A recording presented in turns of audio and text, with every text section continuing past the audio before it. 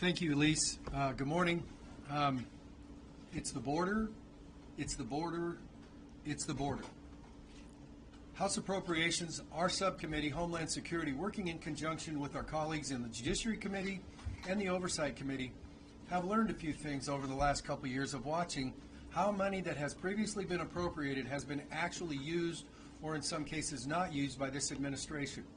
Therefore, this bill says enough border management, enough of those areas that were used as slush funds to transport people into the country to basically not do the job that they're supposed to do, and so they've been zeroed out in this bill.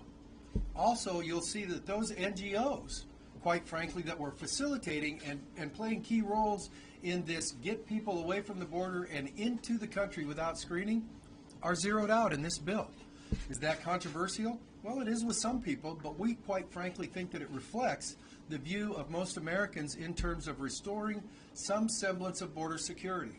And while we're talking about border security, you also need to know that there's this thing out there called fentanyl, which quite frankly, it's not a secret to anybody in this room or outside of this room, that fentanyl is flowing across that border, and the effects in our cities and communities are devastating.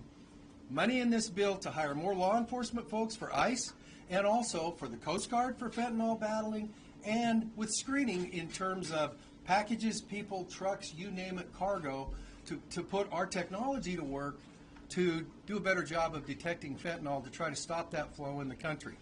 So with those things as it's the border, it's the border, it's the border, more detention beds, 50,000. That's 16,000 more than the administration asked for. That's 8,000 more than there were funded last time. And oh, by the way, ICE and Border Patrol, as far as their personnel, are very well taken care of in this bill so that they have the nod, at least from this committee and this House of Congress, to say we value what you're doing and keep up the good work, and we're there for you. So with that, I yield back. Thank you, Madam Chair.